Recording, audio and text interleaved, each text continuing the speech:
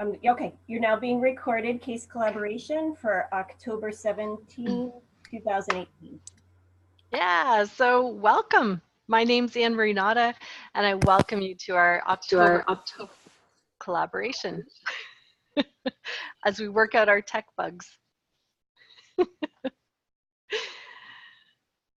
Okay, I think we're good. I think maybe it was just a cell phone that you're getting some reverberation back on. Okay. Yeah. So I'll be mentioning this a little bit later, but just to check in, if you're not muted and your name is not Anne Marie, can you please mute? And that should keep our lines a little clearer for our quality control for our recording. So I do have some announcements today. Case collaboration is a free opportunity for members of the ACO. So our goal is to provide connection and the opportunity for collaboration on ADHD coaching approaches. So if you're a guest today, thank you for attending, and we encourage you to become a member of ACO if you're not already. We're now less than a month away from the big ADHD event of the year. ACO is teaming up with ADA and CHAD to put on the International ADHD Conference November 8th to 11th in St. Louis, Missouri. We're anticipating over 1,000 attendees from the 3 organizations. So if you're an ACO, ADA, or CHAD member, you can receive a discount on your registration. It's about $50. ACO sent an email to their members on July 16th that contained discount codes. So if you haven't used it already, go check that out or send an email requesting a discount and we'll help you out. So we're all pretty excited about this event and we hope to see you there. We're also looking to grow our programs committee as we have a few ideas cooking to add to our offerings. We'll be partnering with the research committee to offer some webinars with a focus on new research and its implications for coaches. We're considering a business series and we're looking for input from you about what your needs might be in this area and how we might best support you. Consider joining the programs committee if you enjoy collaborating and creating with other coaches. Send us an email at programs@adhdcoaches.org with your suggestions for programs or to inquire about joining. So case collaborations are on the 3rd Wednesday of the month from 10 to 11 Eastern. So mark your calendars to join us. On November 21st, fresh from the conference, our case collaboration topic will be coaching from a place of curiosity. Please note there's no December case collaboration as we're getting close to Christmas and we do support a balanced lifestyle. So on our next slide, given that our November case collaboration will be on coaching from a place of curiosity, for those of you who are regular attendees, you might have noticed that we've changed the topic. It was going to be on mindfulness and coaching, but last month we had a really interesting thing happen at the end of the call. This topic emerged from our conversation toward the end of the call. So basically, for those of you who weren't present, it was about those challenging places we find ourselves in from time to time with a client who's stuck, sometimes for extended periods, and how we respond as coaches. So we are bound by the core competencies, and yet, if we're really honest with ourselves, there are times when we're pulled to be more directive with our clients. So when our programs committee met to plan upcoming case collaborations, we had quite a rich conversation among us, and we just thought it was too juicy and too good not to open up to our larger group here in case collaborations. So we decided to switch the topic for November to coaching from a place of curiosity and how we can support ourselves as coaches to stay in that place and, have open to a brave and vulnerable conversation and respectful and professional among us about how we can do that for ourselves in that coaching conversation. So I think it could be the event of the year, honestly, with our case collaboration topics, and I'm really looking forward to it with you. We've been receiving some feedback, and most people are saying this is a great opportunity for growth. So in order to keep on that and to keep our objectives clear, we are looking for participation from you. The whole point is collaboration. We also need great sound to do so. So we do request, just in the name of housekeeping, that you mute your line. And if you're not sure how, you go to the bottom of your screen and a black bar will pop up. There's a little microphone icon there. That's just like an on-off toggle of muting, and then you can unmute to participate. You can also let us know that you're ready to contribute and participate to a particular case that's presented. You can either raise your hand, which again is at the bottom. If you go to click participants, and you'll see a box pop up and your name will be in there somewhere. At the bottom of that little box, there's a button that says raise hand. So if you click that, your hand will be raised and we'll be monitoring that, and we'll know that you want to participate, have something to contribute. So when you're done, the trick is remembering to put your hand down so we don't call on you again until you're ready. There's also a chat box. So ongoing, you can just type a little comment in the chat box, and we do our best to monitor both the chat box and the raise hand participation. Moving on to our next one.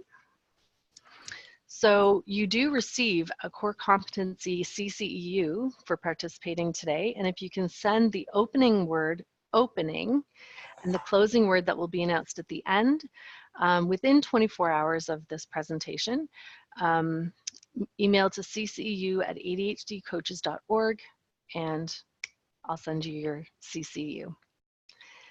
I think that's it. So we'll move right into today's case collaboration. Kay Axtell will be leading our conversation with a bit of background on today's topic, identifying internal obstacles, so that we have a common understanding of the terms we're using, and she'll do her wonderful job of guiding us through an exploration of this topic. So take it away, Kay. Thank you for that, Anne-Marie. I'll do my best. So once again, as always, we like to stress the importance of having a shared language between our coach and our client. So we would like to know what falls under your definition of internal obstacles to client success, and how does that differ from the external obstacles that we talked about last week? So how we do as a coach to define internal obstacles to client success.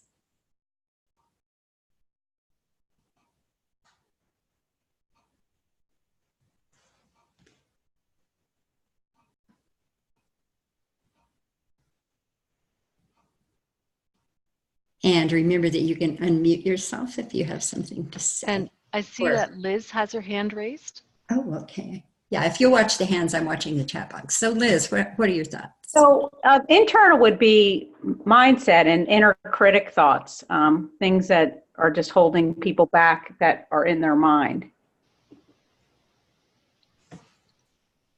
Absolutely. And what a biggie with our clients, right? What are some other thoughts? It's our deeply held beliefs. Thanks, Rebecca. I like that. And also, Dana has her hand raised too. Okay. There, people are saying what I thought, so I'm nothing new to contribute. Again, great minds, right? Again, Arian has a comment, challenges with self-esteem. Wow. Do we have other thoughts on this? What about some examples? What are some examples of internal obstacles that you identify with your clients? Because I think so many times it's really important that we help them see that it's an internal obstacle and help them dig down to find out what's going on. Yeah, I think Kathy has one. I think a few things come up for me when working with people. One is a sense of impatience, of wanting to have instantaneous change and not being patient with the process of change. And then there's that shame. What's wrong with me? Why can't I be like everybody else? What don't I get? which goes back to that, you mean I'm not crazy, lazy, and stupid kind of feeling. So in the past few weeks, it's interesting. 2 of my clients asked me if I believed in change, that people could change. Mm. And I was floored. I was like, of course I do. That's the work I do. So I said, you're having struggles now, but can you add like a yet to what you think about? Like, I don't know how to be on time yet. Right, absolutely. Yeah. So I think it's that impatience, that magical thinking that, just because they're taking medication, their life's going to get instantly better, which happens for some people, but not most. And that sense of shame, and that, which brings on a sense of unworthiness. Mm-hmm. And why should I even bother? Yeah. And what if I don't, what if I can't, and all those things. Excellent. Anyone else? I see Liz has her hand raised. Mine sort of just piggybacks on that. It's the feeling of I've never been able to do it before, so why would this be different this time? And so it's sort of a self-limiting, self-defeating thought before they even get started. And just Absolutely. Oh, go ahead. yeah, well, just to I find with a lot of my clients too, there's that added edge of, I reached out to you because I've tried so hard for so long by myself. I feel like this is my last shot, my last kick at the can. And so they put a lot of pressure on themselves. If it's not this, then I'm screwed. So, yeah. Absolutely. And I see so often trying something, and there's a couple things. It's that difficulty in sustaining that. And then also that, well, I'm doing this and then I didn't do it once, so I'm a failure. That I know when we talked in our committee meeting, we came up with some examples like stinking thinking, black and white thinking, catastrophizing. So y'all are doing a really good job of giving the specific internal obstacles that happen with our clients. So Dana also has her hand raised. It's close to what one of you said, but it's a little different. That idea that I can't stand to fail one more time. I've tried so many things and I just fail at it, and I don't want to fail one more time. absolutely. There's that fear of failure. One more time. I really like that one more time. It's just like, it's too painful. Yeah. I can't do it again, so I'm not going to attempt. So. Michelle.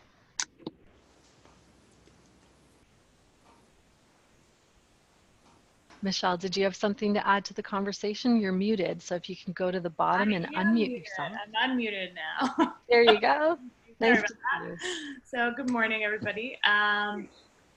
What I hear, besides what everybody else is talking about, is just that relentless beating themselves up.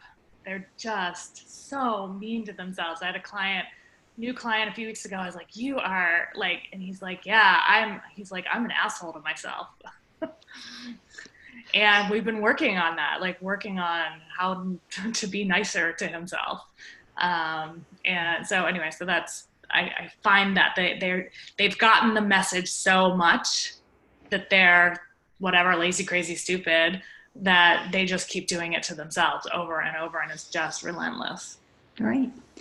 And some of the current research about emotional intelligence and self-regulation is all about that, reframing that negative self-talk to positive self-talk, which I think is a real key in this kind of situation. So, yeah, I have a client like that too, and sometimes I feel like, are we doing anything? Because he's not making the progress his psychologist thinks he should be making since he has a coach. But when we get to the end of the session, he'll say, I just feel better, and so then he feels better about himself, and then he's not shutting down as much. So, yeah, sometimes I think that's somatic work that, just for what it's worth, the somatic experiencing work I've been doing with my client has been transformative for him. Wow. The what? Not the what experience? Somatic experiencing. Oh. So work, just this internal work to pay attention. Yes. how he's feeling in his body when Yes. he's being mean to himself. Absolutely, absolutely. And my favorite, I just have to share this. I had a client who said her husband says to her, "Don't talk that way about my wife." I thought, what a good husband. Okay, so do we have, Rebecca? Yeah, one thing I'm aware of is that an internal obstacle is actually the fact that they don't have good information or understanding about how their brain is working. Mm-hmm. And that once that gets into place, there's this sort of relief. I don't have to battle this. I'm not at war with myself. I just have to come into alignment with how my brain works. And it's shocking to me how few people, even adults that I work with, really dive in and educate themselves about ADHD, even with all the things that are available with webinars and podcasts and books, and it goes on and on. How few people seem really curious about their mind. And once they do understand, it's so much easier to coach, in my opinion. Absolutely. And, and that's why it's so great that we are coaches and that coaches exist, because I think we can really do that. And I've noticed most clients are eager to learn about themselves and their brain and how they think. I think they're happy to, that explains it, right? They're happy if I kind of teach them, but Yes. It's interesting to me that it doesn't seem like they go out and die. Have you heard of this podcast? No. Have you? Yeah. And that's part of that education process, that we do as coaches, especially as ADHD coaches. So absolutely. Just to add to that, I recently had a young client in university. We recently started working together, so I sent him, a number of articles and resources over the course of maybe 3 weeks, dealing specifically with some of the things he was challenged by. And when I asked him if he'd had a chance to read them or listen to them, he was like, no, I'd rather not. Like, I don't want to learn from external sources. I'm happy if it's my doctor or you, because I know you've got a background in it. And I said, oh, but, why is that, your preference? And what he'd done is some background research on his own, but they were really not credible sources. And it was really like a shot to the heart for him. And it was really hard for him to read what he was reading. So, when I reassured him that anything I send you will be like credible, scientifically backed stuff, then he was okay with it. But I think, that was part of my journey too, when I was first diagnosed not so long ago, that I came across some pretty damaging and self-damning information. Just, I didn't know which were good resources, in that beginning stage, you just don't know. So anyway, I think that's part of our role is passing on totally great information. Yeah, that's the educational piece. And I know a lot of my clients just they're not good readers. They have trouble comprehending things. And so to be able to even just bullet things for them, they really, really appreciate that. So that's a big part of our job, I think, is that education. And that's why it's so important to have that shared language and to share it with them so that they basically can have that insight into their functioning. Okay, do we have anybody else? We have a lot of great case collaborations today to talk about as well. Yeah, I think we're ready for the next slide, Kay. Okay. So, what are the typical internal obstacles that you see with your clients? And I think we've talked about that to a certain extent, but I think we want to dig just a little deeper and say that what are the signals? What do you see that allows you to start this inquiry are there internal obstacles going on? And what are they? What are the signals? Behavior, verbal clues. Thoughts about that? What's your client do? What is your client doing that allows you to say, let's take a look at what's happening here? I often see just a change in energy level. like you can just hear they either come to the call with a very low energy, you can hear it in their voice.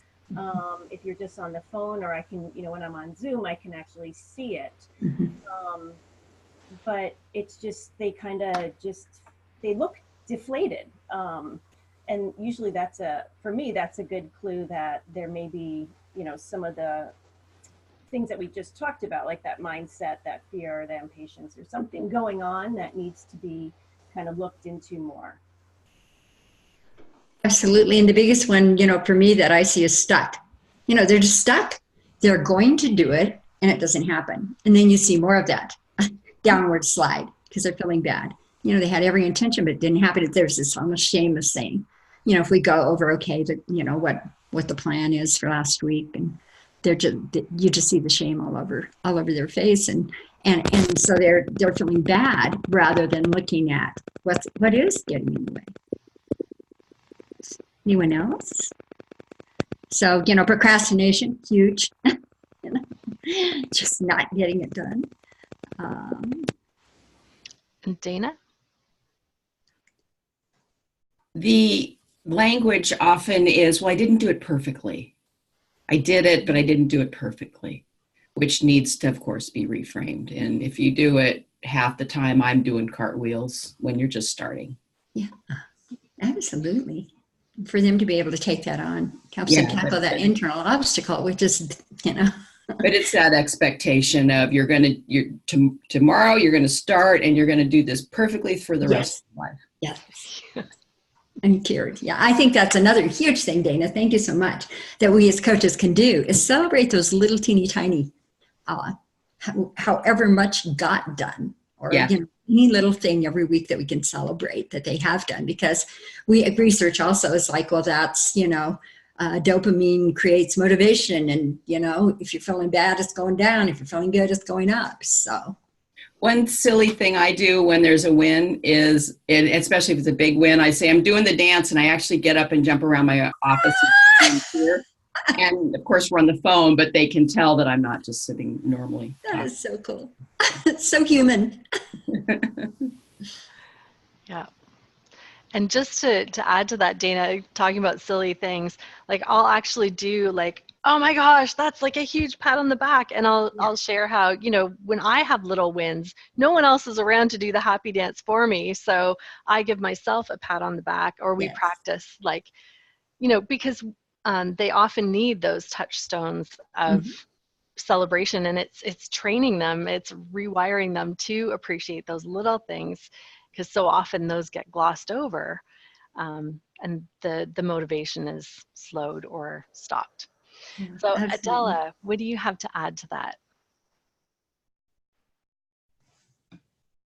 So am I here? Yes.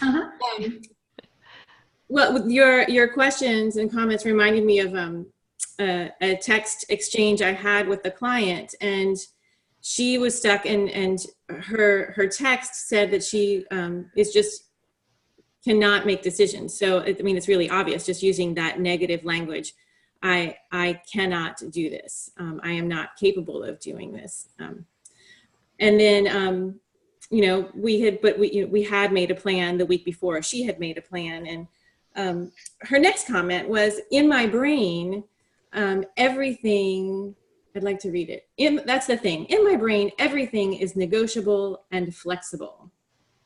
And I thought, that's so true. That's so common of so many of my clients.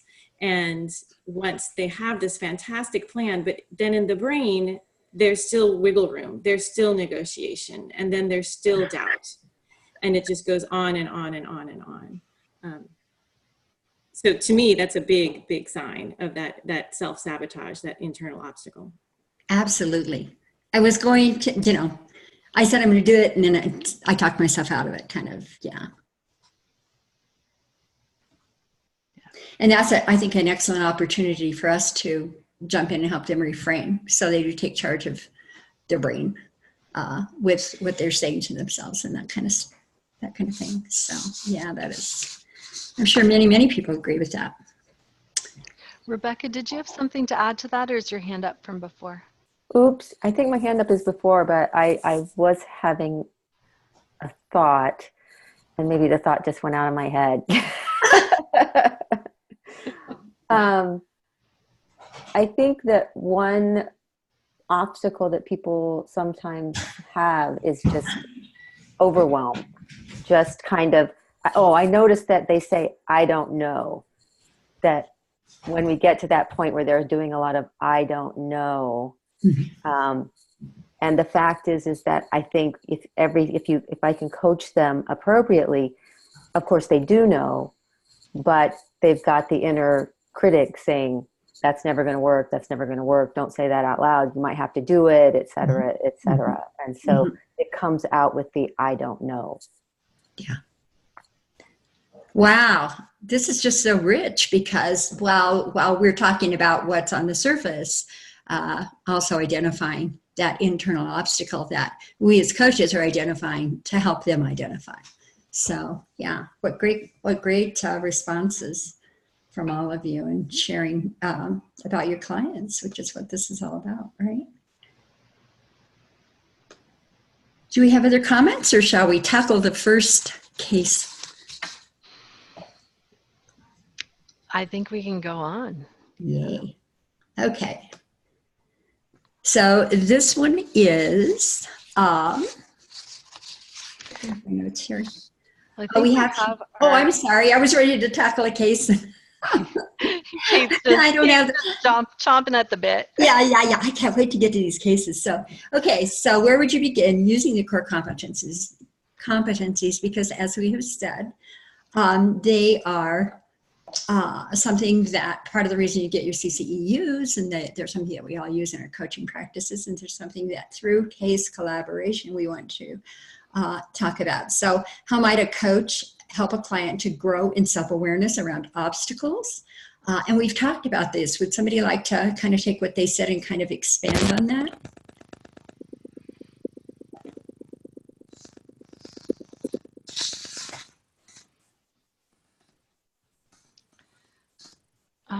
Rebecca? Oh, okay. I see you shaking your head. Okay.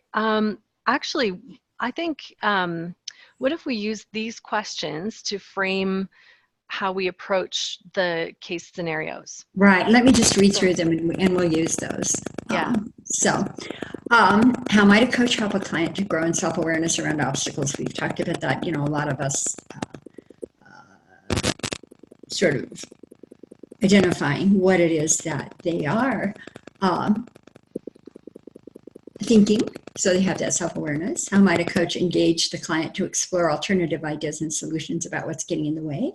And what coaching tools or questions would you use? And yes, Anne Marie's right, because we use these for the following slides, which I was so eager to get into.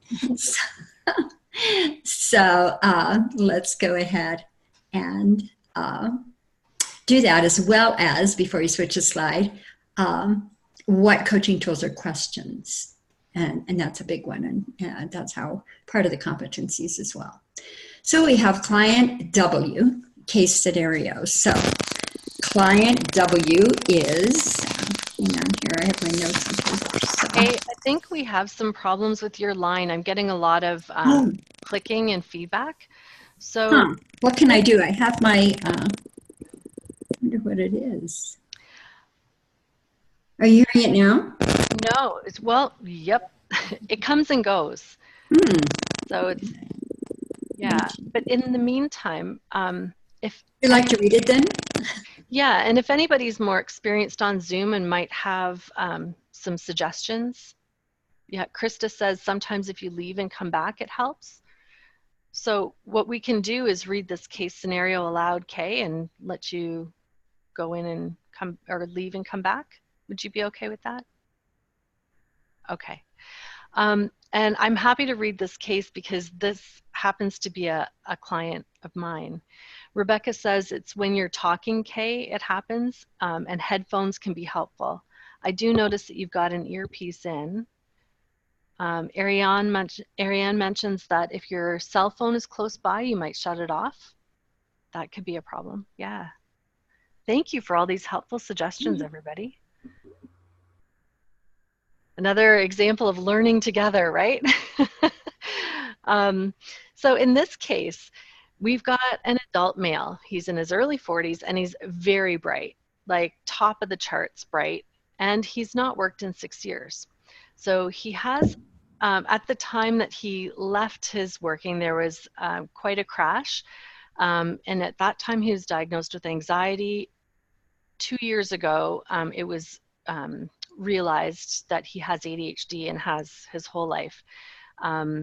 And so now he's in this process of reorienting and reestablishing who am I in this world, given my current circumstances and given my past. And in our coaching sessions, he often talks of his former glory years. He's had some stellar accomplishments that most of us don't achieve. And so having that dual experience of these heights of the heights, and now he feels like he's in the lows of the lows, being unemployed for 6 years plus, financially very challenged, and is currently being supported by his second wife. So in the meantime, there's been a divorce as well, and some very difficult relationships with that family, his children and his ex-wife. He hasn't just been sitting around. I mean, he has sent out many resumes and he's continually, in his words, being rejected in these quests for employment. And the recent one was a big blow. He really had high hopes on getting this position that was similar to a former position that he had in the financial industry, and didn't even get a response. He followed up twice and still no responses. So he was very taken aback by that, and it was quite a blow. He spends a lot of time gaming. I would venture to say it's in the realm of addiction. He has a hard time breaking away from it, even when he wants to, but he doesn't often want to, because he describes getting great positive feedback, finding a sense of self in these games that he doesn't experience in his everyday life. We started out small. One of the things he wanted to work on was getting in shape again, because he was at a peak physical, athletic level of accomplishment that, again, many of us don't get to. And right now he's in a place where he's probably less in shape than many of us now. So again, that discrepancy of experience is quite a challenge for him. So we started small, and my aim was for gaining small wins that he can build self-trust. And Adela says, I think we have the same client. So I am so looking forward to hearing other people's input, because I feel like we're in a really stuck place. And I'm struggling with helping him move forward. And I know there's a lot of self-sabotage happening here. So how can I help him grow in self-awareness around these obstacles? Any suggestions? Or if you've had clients who are similar to this, Rebecca asks, is he in therapy as well? He had been. The coach was, the therapist was not well versed in ADHD. It was, by his own reports and his wife's, a horrible experience, and he's really averse to therapy right now. So I've suggested it a few times, and he's not currently willing.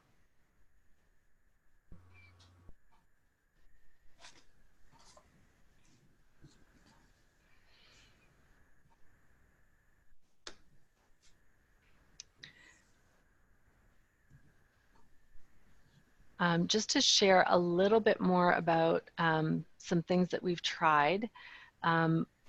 He does have that common experience of, well, there are so many things I could be doing. How do I choose where to start?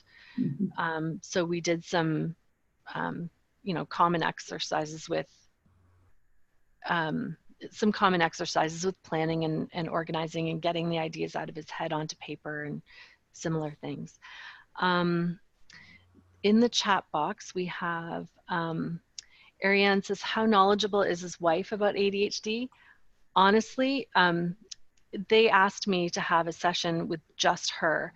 I encouraged both of them to be present, but they both were very strongly wanting her and I to have some time alone. She is lovely, and she actually, I would say, knows more about ADHD than he does. She's done a lot of reading, and she is, at the root of it, quite compassionate about what he's facing. But I think just, you know, reality smacks you in the face sometimes, and she has a very high pressure job in the financial industry. Puts in long days, comes home, and he's gaming, and the kitchen's a mess, or he's halfway started doing something, but, you know, things are left everywhere. And she's, you know, she blows a gasket, because real life, right? Human. So we've worked a little bit with that, but I've also suggested, because I don't specialize in couples therapy, that, or coaching, couples coaching, pardon me. I've referred them out to someone who does, and they haven't called yet, but I'm hoping, because I think a lot of it too is this whole notion of who am I as a man. He's very, you know, manly, and I'm a provider, and that is not what he's experiencing right now. Dana mentions this doesn't sound like a coaching issue. It sounds like an addiction and a therapy issue. Yeah, you know, even as I'm saying this out loud, I mean, I had that, and I've mentioned that to him. I've had those thoughts as well. And now that I'm saying it out loud, it's like, ooh, yeah, it's even stronger. So yes, thank you, Dana and Ruth, for pointing that out. Yeah, I think that is something I'll have to bring up with him. And I have a question. How's it going now? Is it still clicking? Nope. No, you're okay. It was my phone, I guess. You know, I've always had it close, but for some reason today it was picking it up, I guess. So thank you for that suggestion. Yeah, is he? Have you asked him if he sees it as an addiction? No, actually, he has. In these 6 years, he has gone back to school for a master's. And his thesis was around the virtual world, and speaking of addressing what are the values of the virtual world. So he is really looking at it. As soon as we start addressing it in a personal way, he goes back to the theoretical. And so he is not determined, doesn't really show a huge interest in finishing this master's. He just has his thesis left, you know, because that's an easy thing. But he's not really interested in pursuing it and finishing it. So no, he doesn't really see it as an addiction. I think it's on the fringes of his awareness, but he's not fully looking at it in that way for himself. So. Brandon, we have quite a few hands up. We want to start with Kathy. So I have a client who's very, very similar, in his 40s.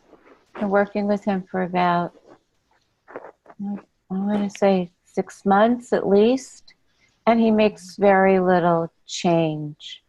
And what I've been trying to do with him is getting him moving on something, the smallest thing that he could be successful at. So it's down to brushing his teeth every morning. But he has not been able to be consistent even with that. And he's been trying to find medication that helps him. But I think he started a stimulant and an antidepressant, but I think maybe he got a little bit worse from it.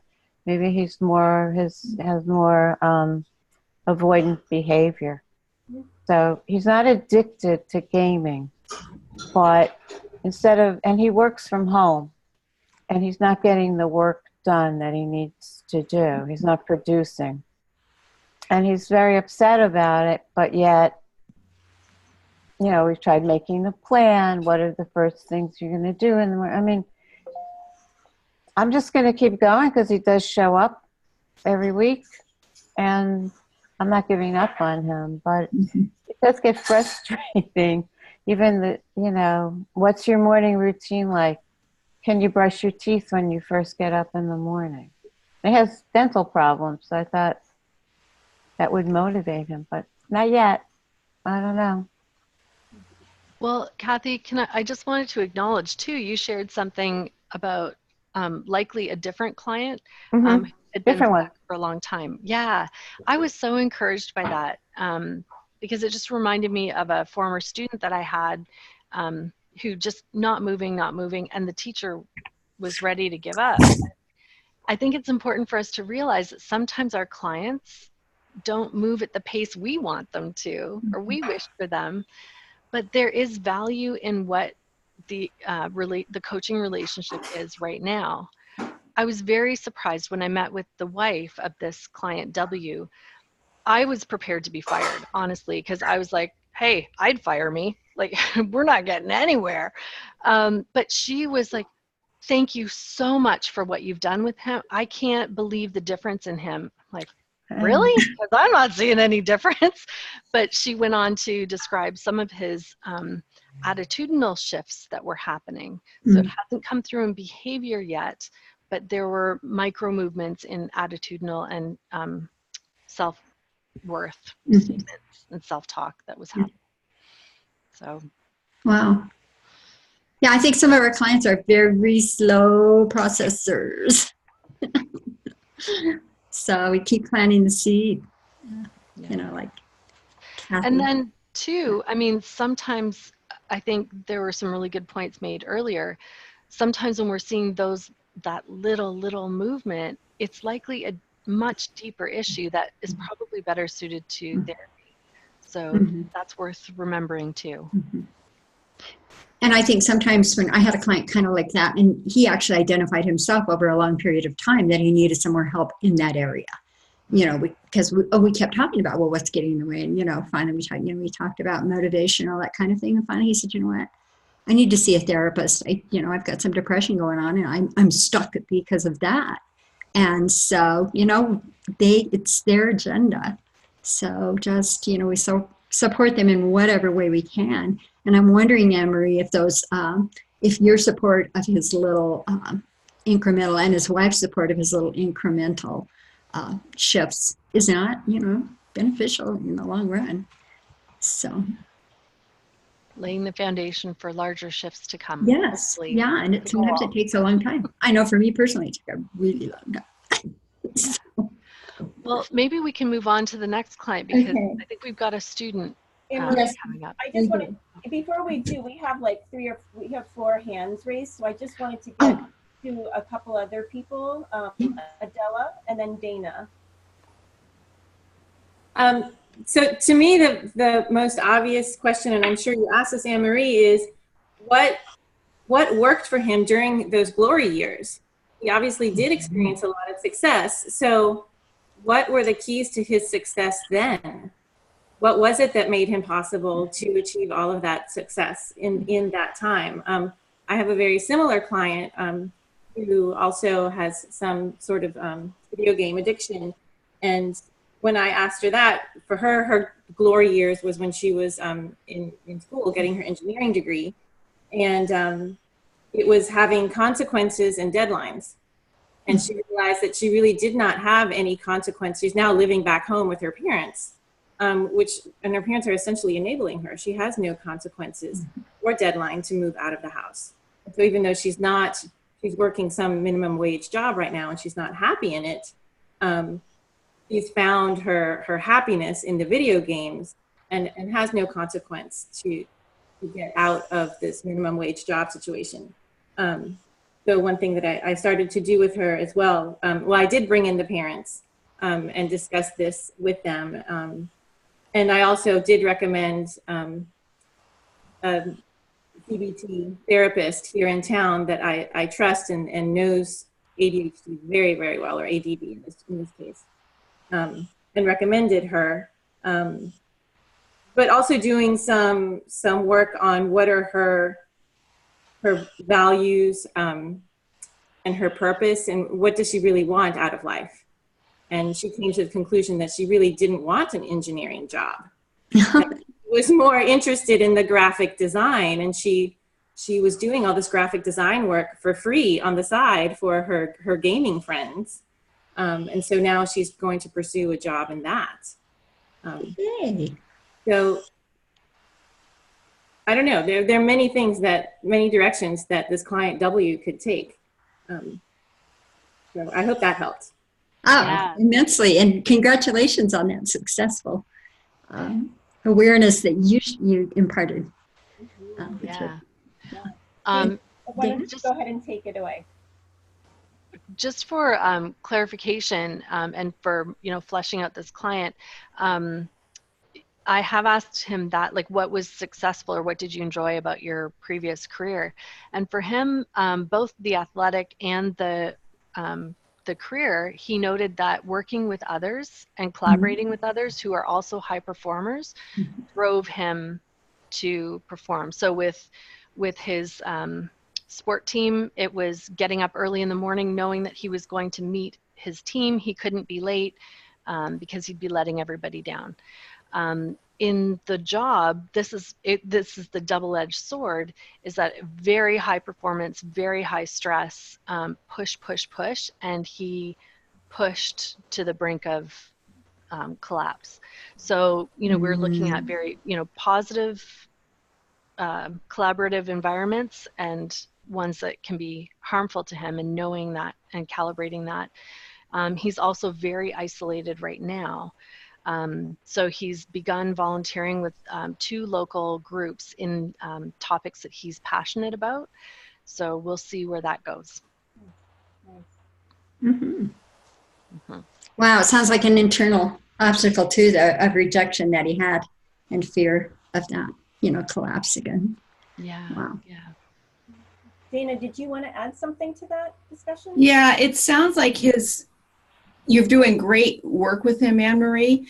And but I think it's important, and maybe this is a future conversation, a future case collaboration topic, is at what point is somebody uncoachable? And at what point do we need to say, I can't help you? To me, coaching is about moving forward.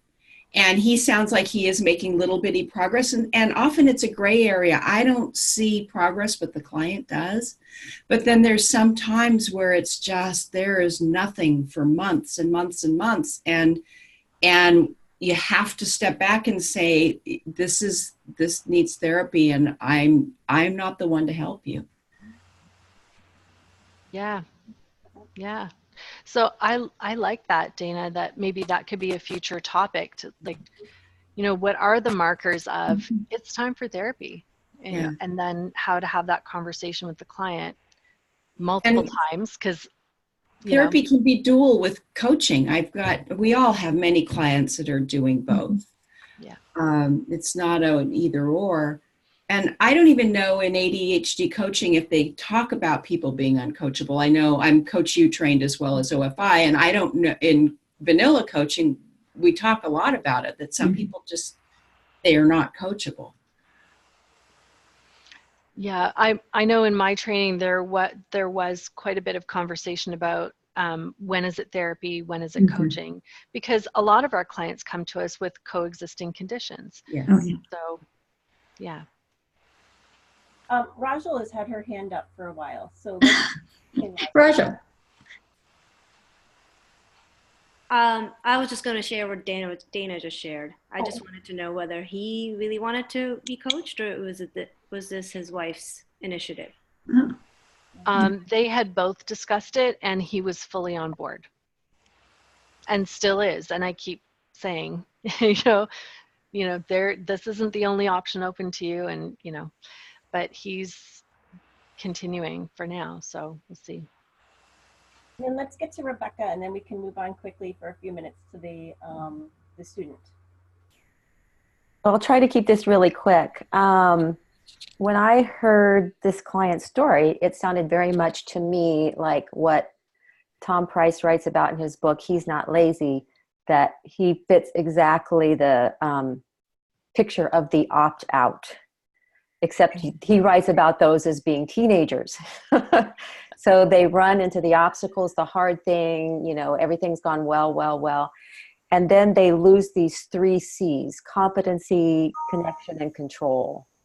And you can see how in this case, those just all went to pot. So the anxiety came on, and then he lost his feeling of competency in his work. He took a deep dive, and now he's stuck in that opt-out. area of getting less and less connected to the real world or to real relationships. And then he has a complete lack of confidence in himself about what he is capable of doing.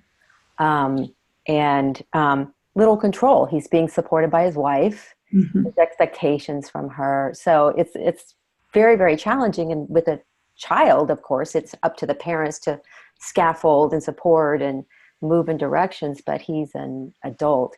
And then the other thing I would guess that he might be experiencing a lot of rejection sensitivity, and it was probably always there, but he was so successful.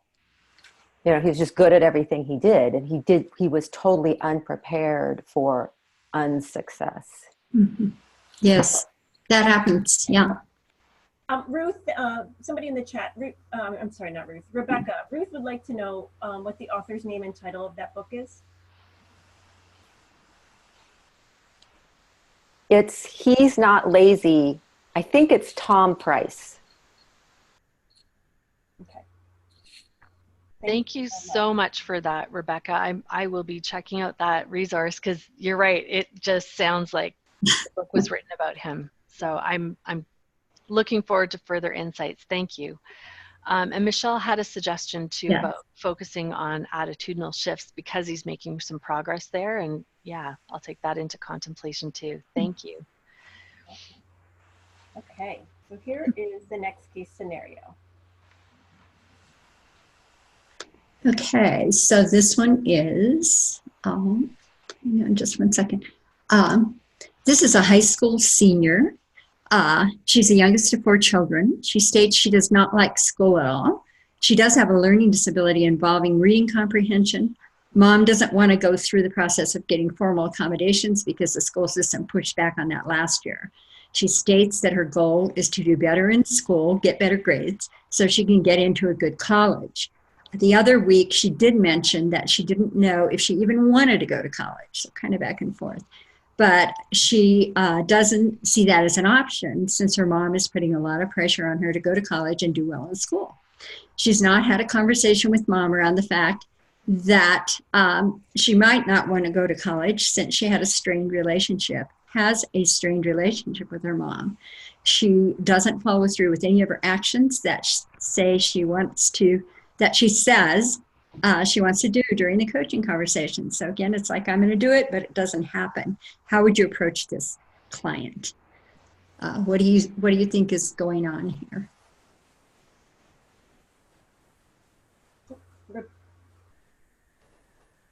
I have a question. Yep. Does she want to be coached, or is it her idea to work with a coach, or her mom's idea? That's a really good question, and it's mom's idea. So that's part of the problem. Yeah. Why I don't work with students. Yeah, that's part of the problem, right? Yeah. And as an update, mom is getting now a 504. She is pushing for a 504 because the therapist and I have been in contact with each other, and I was really very concerned. And so the therapist made it really stressed the point of this student needing some sort of accommodations at school. So that's in the process, but she could likely almost be done with her senior year before she gets any of the accommodations, formally in place. So Michelle, I see that your hand is up. As I was looking at this, I was wondering about when you talk about, going back to what we're aiming at today, how to engage them in alternative ideas. Are there some sort of more outside of the box ways to even think about this whole situation in general? Like, what comes to mind for me is facilitating the conversation between the mother and the daughter. If that's possible, to think about how they collaborate, how can they collaborate together, and to help them hear each other better. Yeah, and that's a great suggestion. That's something that the therapist has been working with them over the summer, but it sounds like now that school is back, and it sounds like things had gotten better, but now that school's back in session, mom is amping up again. Really having a hard time with that. But yes, that would be a great. Well, I'm wondering about like even to the point of like educating the mom more about the ADHD, because it sounds like, given the 504 resistance, what's her level of understanding of what ADHD and what the actual for real limitation, or challenges her daughter's really facing? Do you think she has a good understanding of that? And I really haven't talked to mom about that, so that would be a great avenue. Yeah, thank you. I'm also wondering if the idea of a gap year or anything like that has been explored, Right. where she would have the opportunity to mature and also kind of think about why she would want to go to college. What is she interested in? What, some experiences. Mm-hmm. Yes, and I have brought that up, and she's interesting because she's the youngest, and now kind of has all the pressure on her because she's the only one at home now. So it's this push and pull. She doesn't want to go to college, yet she wants to get out of the house and away from her mom so badly that she's really seeing college as her only option, but doesn't really necessarily have the skills for that. But you're absolutely right. I mean, it's a bigger conversation that has to involve parents and student. And since, to just kind of explore, is this really the next best option for her, or the next best step for her? We have a hand raised from Ruth. I just want to make sure we get that in. We do have to wrap up the call soon. Thank you. I work with students who often have come to me because someone else has told them that it would be a good idea. And often that is a parent. I think the other ideas are great. The only thing I'd like to add is just aligning yourself with the student. So I often say that things like, it sounds like your goal we could call it something called the parent project. So from the perspective of the student, how can we work to satisfy your parent feels it's important for you to be at coaching. What's the least we can do that they will be satisfied? So you're aligning, you're with that student beside you, kind of in a sense, sort of opposed to the parent, but still trying to support that student in coping with the situation they find themselves in, which is they're being forced to do something they don't want to do. Absolutely. And more often than not, I feel like then we've got this alliance and we can think about what literally is the least that we can do that she'd be willing to work on or do that she feels like will then keep the mother off her back. And slowly you gain some traction and some momentum and you can move into other things. I think that relationship is so important to, and I'm not implying in any way that you aren't already doing that, but it's just the approach you kind of take at the beginning. Yeah, and I did do that. I'm like, okay, so what do we need to do to get, your mom off your back? Right. But even with that, there hasn't been traction. So it's a very interesting. She'll come up with some ideas, but not have the follow through. So I do approach it that way, even to the point where she's sabotaging herself in some areas by not putting forth. She doesn't study for tests or whatever it might be because she's so angry at mom. So even asking her, how can you poke mom in a way that, that isn't harming you as much, like what, that type of thing. So it's not creating, the suffering at school that she's kind of experiencing. So a really interesting case. But I know we have to wrap up, Anne-Marie, because we are at the top of the hour. I wish we had more time for that one, and maybe we'll bring it back another time. And I want to acknowledge a number of, do we have just a few seconds to read Actually, the let me just give the closing word in case anybody good idea. need to get to. The closing word today is doors. So send that and the opening word to cceu@acocase.org. adhdcoaches.org, and you'll get a CCU for today. Yeah. So quickly there, I could read through the chats for anyone that doesn't have it open.